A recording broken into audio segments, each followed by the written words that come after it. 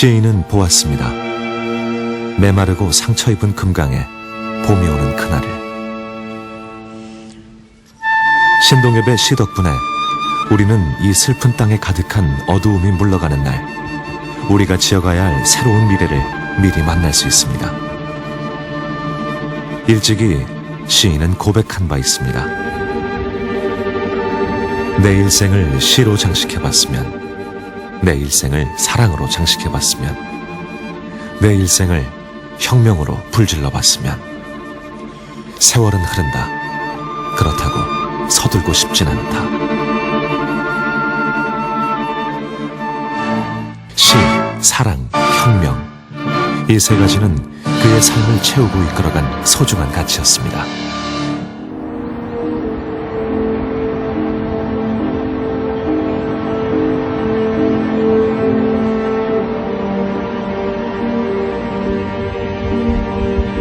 시인의 고향을 가로지르는 금강은 시인의 삶과 시를 이해하는 데 매우 중요한 배경입니다.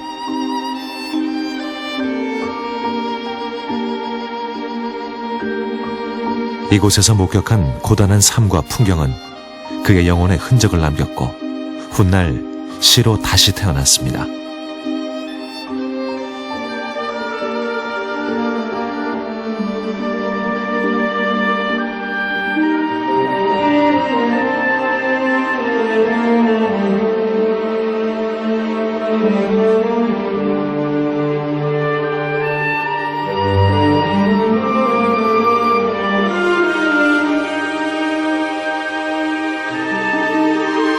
시인은 답사를 즐겨했는데 그에게 백제는 사라진 왕국이 아니라 우리가 이루지 못한 평화 공동체이자 정서적인 조국이었습니다.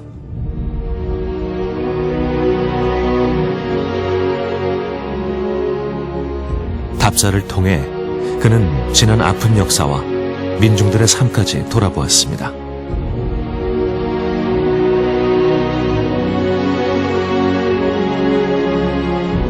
훗날 서사시 금강을 통해 동학농민운동과 3.1 독립운동, 4.19 혁명으로 이어지는 혁명의 계보학을 완성해 평단을 놀라게 했습니다.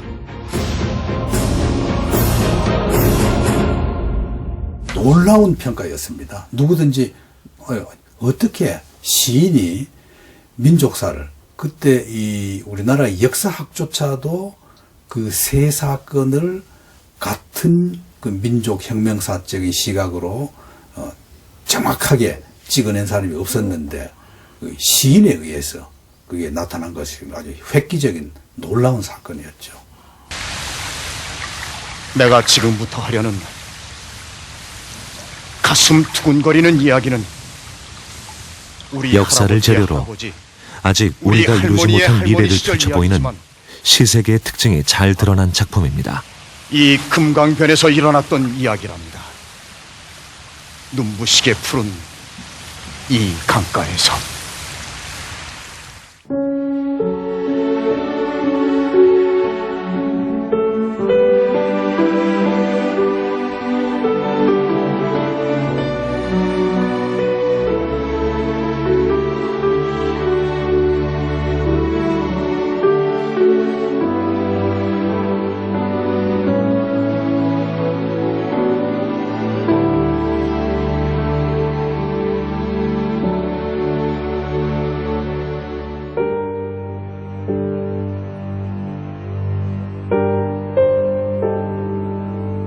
부여읍 동남리에는 그의 생가가 아직 남아 있습니다. 가난한 농부의 아들이었기에 그의 유년 시절은 배고픔과 가뭄의 연속이었습니다. 집안의 운명을 어깨에 지고 소학교에 진학한 소년 신동엽은 1, 2등을 다투던 우등생이었습니다. 해방 후에도 이 땅에 봄은 쉬이 오지 않았습니다. 좌익과 우익, 이데올로기 갈등이 가열될 무렵 동엽은 좌우의 학생들로부터 차례로 얻어맞기도 했는데 그것은 그가 경험한 최초의 분단이었습니다. 혼란기에도 그는 성경과 노자, 장자, 우리 시집부터 외국의 문학책까지 폭넓게 탐독했습니다. 건국대 사학과 두 학기째를 마친 6월, 끔찍한 전쟁의 그림자가 한반도를 뒤덮었습니다.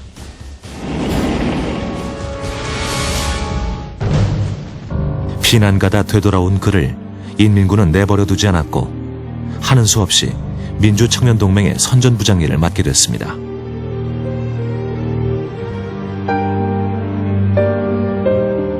하지만 우익 총책임자를 집에 숨겨주었다는 일화가 증언하듯이 그는 이념의 틀을 뛰어넘은 평화주의자에 가까웠습니다.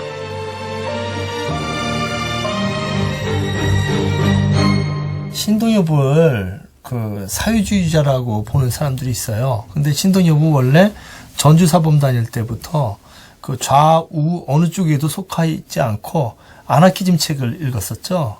그래서 이제 그 아주 그 인간이 평화롭게 사는 세상을 꿈꿨습니다.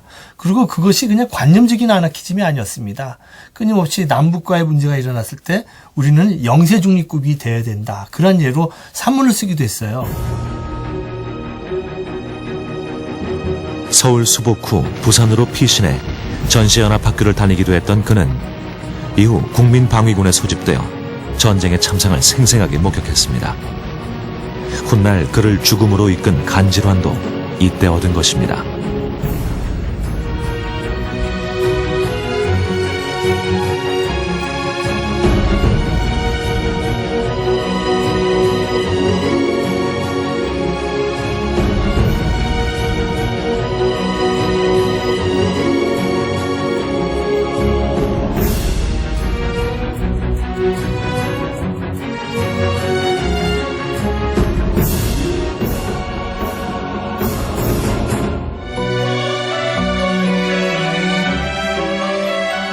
민족적 비극을 가장 가까이에서 목격한 그는 우리 땅의 아름다운 풍경에 담긴 아픈 기억을 새롭게 읽어냈습니다.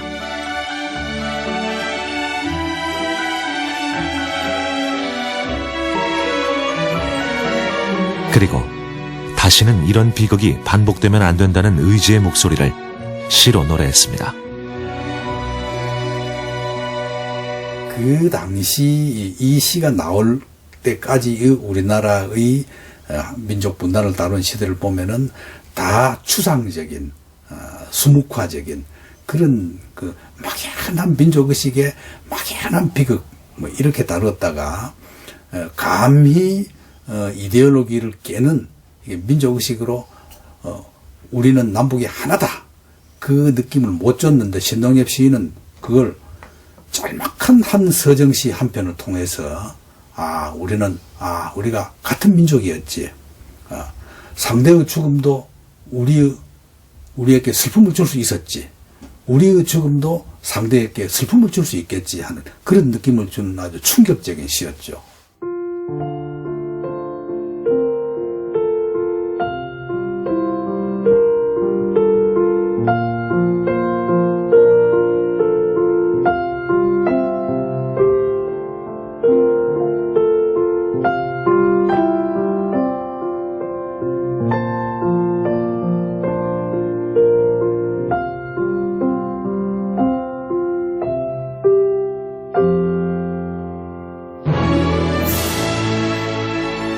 휴전 후 신동엽은 고향에 돌아가는 대신 고향 선배가 하는 서점 일을 돕다가 친구와 함께 헌 책방을 냅니다.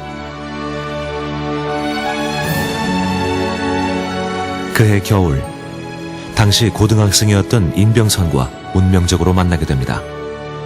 그녀는 놀랍게도 신동엽이 존경하던 농촌 경제학자 인정식의 외동딸이었습니다. 그녀는 평생의 사랑이자 시세계를 함께 쌓아간 가장 든든한 동지였습니다.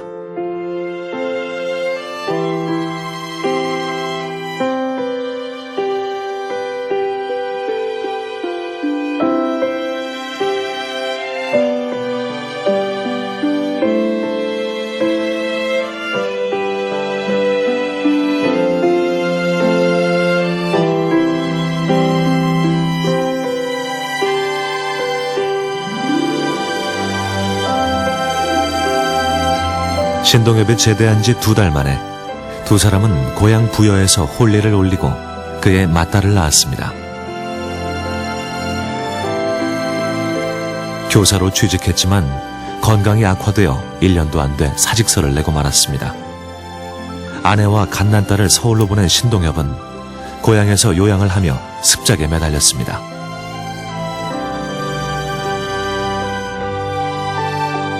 마침내 30살이던 1959년 문단에 그의 이름을 알린 것은 이야기하는 전기꾼의 대지.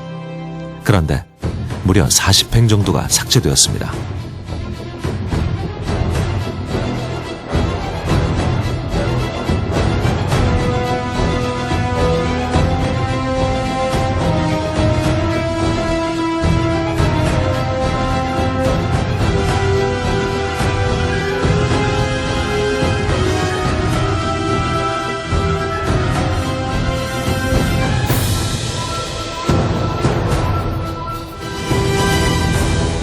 나중에 이제 그때 예심을 박봉우라고 시인이 가장 친한 시인이었죠. 박봉우 시인이 예심을 받고 또 본심에서 양주동 시인이 결정을 했습니다. 근데 그때 그분들이 봤을 때는 빨치산을 연상시키거나 또 미국에 대해서 반대하는 부분이 나온다든지 그러면 좀 문제가 생기지 않을까. 그래서 작가를 보호하는 측면에서 조선일보에서 이제 그래서 뺀 거죠. 그런 부분을. 그래서 그런 부분이 뭐 산에 올라간다, 뭐 비행기로 뭐 사람들을 학살한다, 이런 얘기들 갖다 다 뺀 거죠. 시집 아사녀를 내며 되살아난 구절에서 날카로운 비판의식이 빛납니다.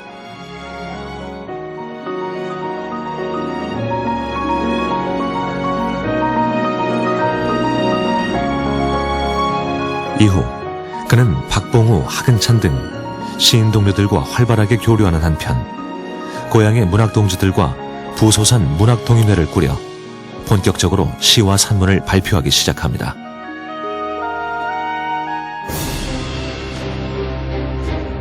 (1960년 4월) 이승만 정권의 부패에 대항해 10만 명이 넘는 서울 시민들이 거리에서 자유를 외칩니다. 이후 7월 시인은 학생과 시민들이 노래한 혁명의 시를 묶어 시집을 냅니다. 미완으로 끝난 혁명의 기억은 대표작 껍데기는 가라를 쓰게 했습니다.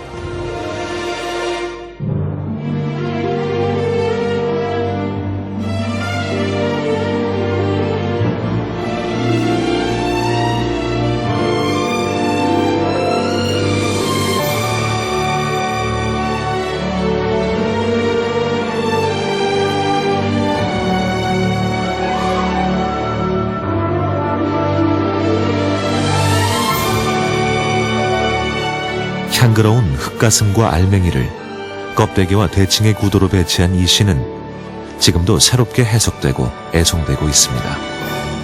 제가 생각하기에는 요즘에는 그 껍데기의 의미가 예전에 말하자면 억압하고 착취하고 혹은 침략하고 이런 세력들 또 그런 것에 도구가 있는 쇠붙이 이런 것으로 상징되는 무기라든가 이런 것들을 껍데기로만 생각하는 것이 아니고 참된 어떤 삶의 세계들을 향해서 나아갈 때 이에 방해하는 모든 것 이런 것들을 지칭하는 의미로까지 확장되어 있다라고 저는 생각합니다.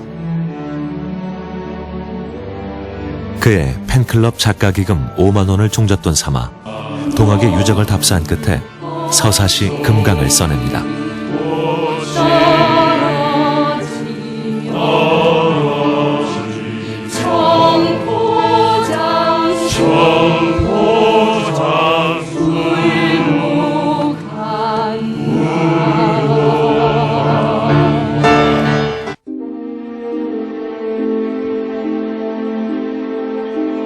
과거의 혁명을 되살려낸 서사시이지만 시인의 날카로운 시선은 아직 오지 않은 미래까지 내다보았습니다.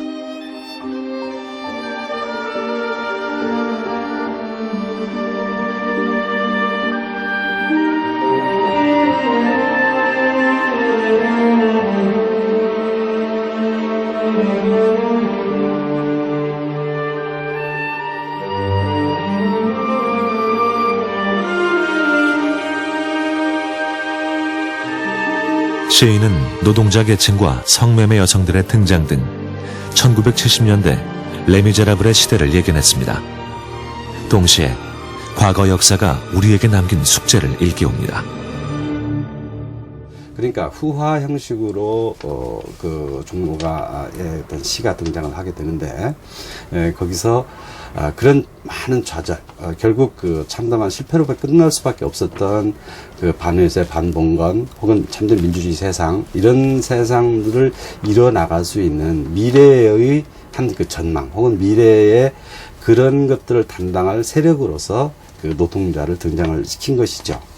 당시 상황으로 치면 그런 상징적인 의미를 통해서 앞으로 그 한국 사회가 가야 될 곳, 우리 사회가 가야 될 곳, 혹은 우리 민족이 가야 할 곳을 예시하고자 등장을 시킨 어떤 인물들이 아닌가 그런 생각합니다.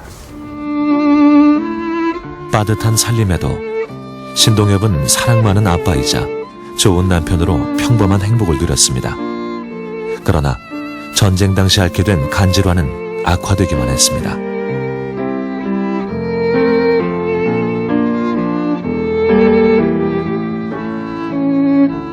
역사와 현실, 미래를 오가는 깊고 큰 사상을 바탕으로 실험적인 시세계를 구축했던 시인의 죽음은 커다란 슬픔과 충격을 안겨주었습니다.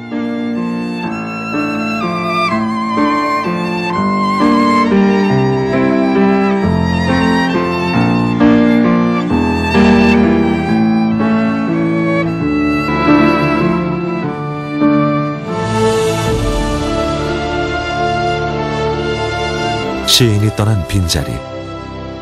그러나 그의 시들은 여전히 우리 곁에 남아 나직한 목소리로 외치고 있습니다.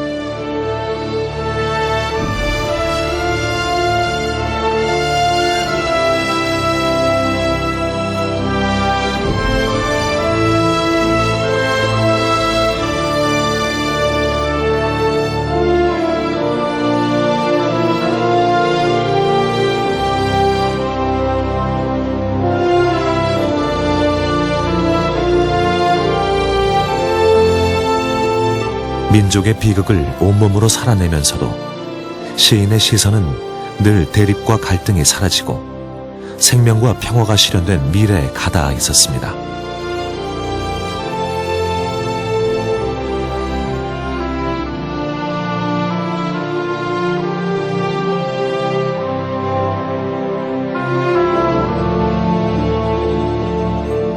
민족의 현실에 토대를 두고 그것을 이렇게 아름답게 그리고 또 문학적으로 뛰어나게 담아낼 수 있는 이런 시인의 한 전범으로 출발로 우리가 신동엽 시인을 기억하고, 그래서 우리가 그 앞에다 민족 시인이라는 이름을 붙이면서 우리가 이 시인을 김수영 시인 이상으로 우리 시의 큰 그 뿌리 중에 하나로 기억해야 한다고 저는 말씀을 드리고 싶습니다. 시인은 그 기묘해요. 자기 삶이 바탕이 되어 있지 않으면, 자기 삶이 어떤 살아냈던 내력들이 저 뒤에 깔려 있지 않으면 사실은 그 사람이 아무리 옳은 소리를 한다 하더라도 공허한 소리 들리기가 쉽거든요.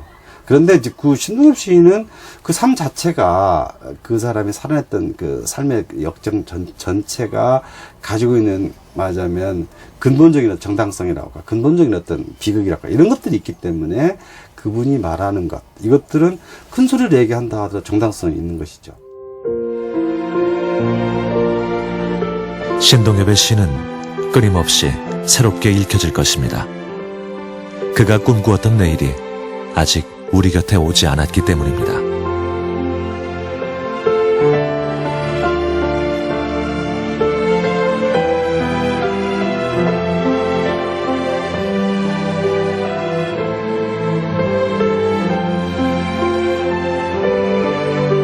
그의 시에는 향그러운 흙가슴, 원초적인 생명으로 가득한 대지가 등장합니다.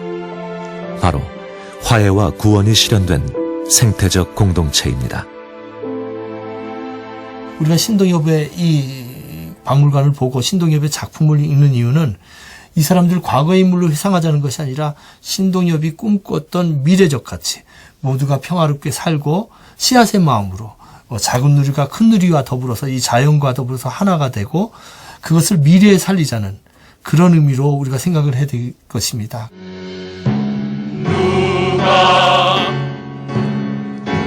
하늘을 보았다 하는가. 잠깐 빛났던 당신의 얼굴, 우리들은 하늘을 보았다. 그가 말한 세상은 아직 오지 않았기에 더 많은 아사달과 아사녀들이 그의 시에 기대어 역사의 수레바퀴를 움직여갈 것입니다.